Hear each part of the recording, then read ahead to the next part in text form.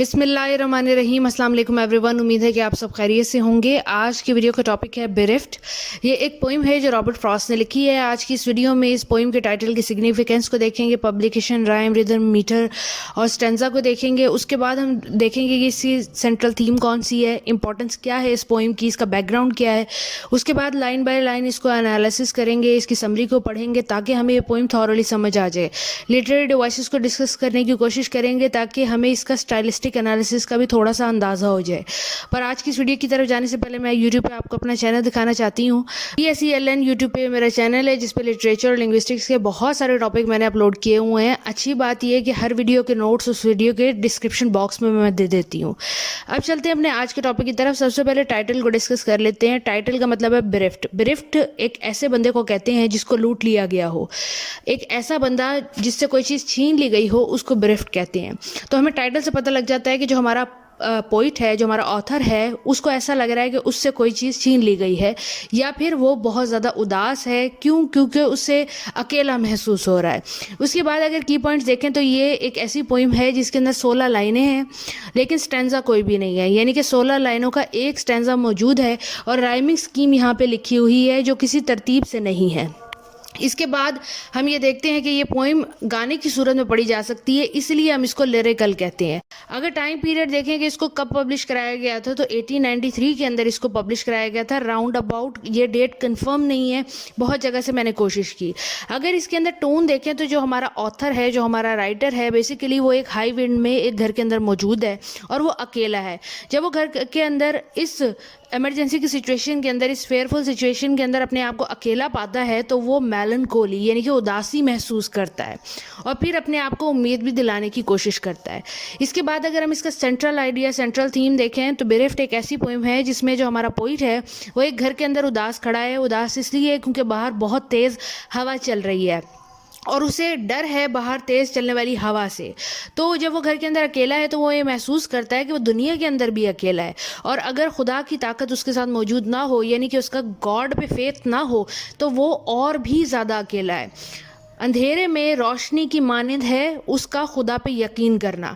इसके बारे में ये पोइम है। ये पोइम जो है आइसोलेशन और लोनलीनेस की थीम से डील करती है क्योंकि ये मॉडर्न टाइम पीरियड की थीम्स हैं और रॉबर्ट फ्रॉस्ट एक मॉडर्न राइटर हैं। आइसोलेशन से मुराद यही है कि हर इंसान अकेला है, अपनी ज़ात के अंदर भी और इस माशरे के अंदर भी अपने आप को अकेला महसूस करता है और यही बात उसको लोनलीनेस महसूस कराती है, यानी कि उदासी और अकेलापन महसूस कराती है। अब टेक्स्ट की समरी की तरफ चलते हैं। समरी को डिटेल में डिस्कस करेंगे ताकि हमें ये पोइम और अच्छे तरीके से समझ आ जाए। रॉबर्ट फ्रॉस्ट जो हैं वो इस पोइम को लिखने से 30 साल पहले एक जगह पे जाते हैं। उस जगह का नाम यहाँ पे लिखा हुआ है फार्म हाउस इन सेलम।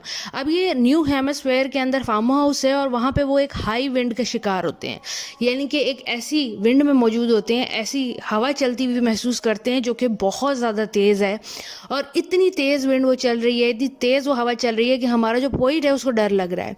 अब जब पोइट को डर लगता है उस वक्त तो बात महसूस और नहीं लिख रहा होता, उस वक्त तो वो नहीं देख रहा होता, लेकिन जब दोबारा ज़िंदगी में वो दोबारा हाई विंड का शिकार होता है, यानी कि उसको तेज़ हवाएं टकराती हैं, तो उसके ख्याल वही जाता है जो पहली दफ़ा उसने ये विंड को महसूस किया था और फिर वो क्या करता है, वो ये पोइम लिखना स्टार्ट कर देता है। लाइन बाय लाइन इसको स्टडी करते हैं। पोइट कहता है कि where had I heard this wind before, मैंने इस हवा को पहले कहीं सुना है। Change like this to a deeper roar, लेकिन वो इससे ज़्यादा दहाड़ वाली थी, यानी कि जो पहले विंड में मौजूद था हमारा पोइट जो मैंने आपको बताया, तो वो ज़्यादा तेज़ थी। ये उसका एक सवाल है क्योंकि अब भी विंड बहुत तेज़ चल रही है, हवा बहुत तेज़ चल रही है। वो अपने आप से सवाल करता है कि ऐसी हवा तो मैंने पहले भी महसूस की है, लेकिन ये वाली ज़्यादा तेज़ दहाड़ रही है जो पहले मैंने महसूस की थी वो तेज़ दहाड़ रही है। उसके बाद वो क्या कहता है, what would it take my standing there for holding open a rusted door. यहाँ पे वो कहता है और ये विंड भी मुझे देख के कहती होगी कि मैं इसके आगे ये जो जंग नुमा दरवाज़ा है इसको क्यों खोल के खड़ा हो गया हूँ। अब जंग नुमा दरवाज़ा शहर सिटी में तो नहीं होगा, ज़ाहिर बात है रूरल एरिया की बात की गई है कि जो हमारा पॉइंट मौजूद है वो किसी रूरल सेटिंग में मौजूद है, मे बी ऑन माउंटेन्स और may be near the island, वो कहीं ऐसी जगह पे मौजूद है जहाँ पे जो दरवाज़ा है वो रस्टिक हो चुका है, उसके ऊपर जंग लग चुका है। और वो कह रहे होंगे कि ये हल्का फुल्का सा दरवाज़ा जब मैं इस हवा के आगे खोले खड़ा हूँ तो ये क्या महसूस करती होगी।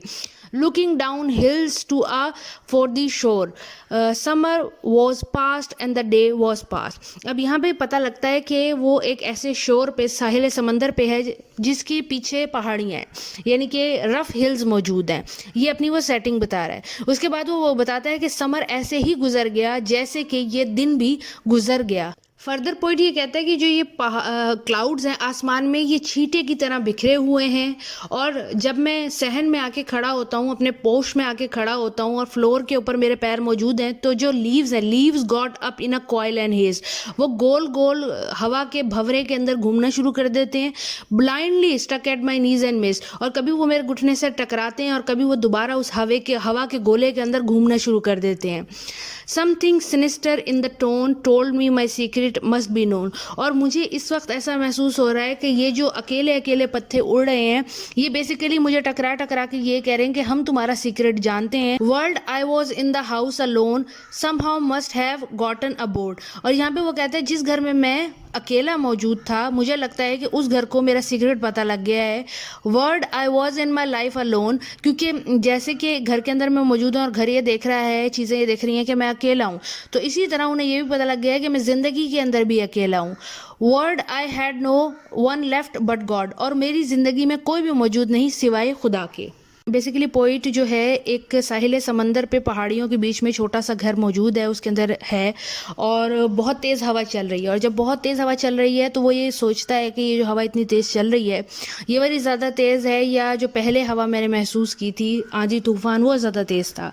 उसके बाद वो ये देखता है कि जो बादल हैं वो छोटे टुकड़ों में बट रहे हैं, और जब मैं बाहर निकल के दरवाजे से बाहर निकल के देखता हूँ तो जो टूटे दरख्तों से टूटे हुए पत्ते हैं वो अकेले अकेले उड़ रहे हैं, और अकेले अकेले उड़ के वो मुझसे टकरा रहे हैं। मुझे ये एक टून प्रोवाइड कर रहे हैं कि हम तुम्हारा सीक्रेट जानते हैं। जैसे कि मैं इस घर में अकेला हूँ, इस घर को ये बात पता है, इसी तरह इनको ये पता लग गया है कि मैं इस दुनिया में भी अकेला हूँ और मेरे पास कोई भी नहीं है सिवाय खुदा के। अगर हम लिटरेरी डिवाइसेस का जिक्र करें तो इसके अंदर हमें रिपीटिशन मिलती है, कॉन्सोनेंस मिलती है, एसोनेंस मिलती है। उसके बाद हमें रेटोरिक क्वेश्चंस भी मिलते हैं, इसके अंदर इंजबमेंट भी मौजूद है, और यहाँ पे डीपर रोर पर्सोनिफिकेशन भी मौजूद है, मेटाफर का भी यूज़ मिल जाता है। उम्मीद है कि आपको ये पोइम समझ आ गई होगी। बहुत ही आसान सी पोइम है, नेचर के ऊपर इन्होंने लिखी हुई है, और नेचर से किस तरह से ये खौफज़दा भी हैं और उम्मीद भी हासिल करते हैं, ये दोनों बातें इन्होंने इस पोइम के अंदर बताई हुई हैं। अगर आपको पोइम समझ आ गई है तो काइंडली वीडियो को लाइक कर दें। नोट्स PDF जो है वो डिस्क्रिप्शन बॉक्स से ले लें। अगली वीडियो तक के लिए ख्याल रखें और चैनल को सब्सक्राइब कर लें अगर ऐसी वीडियोज़ आप देखना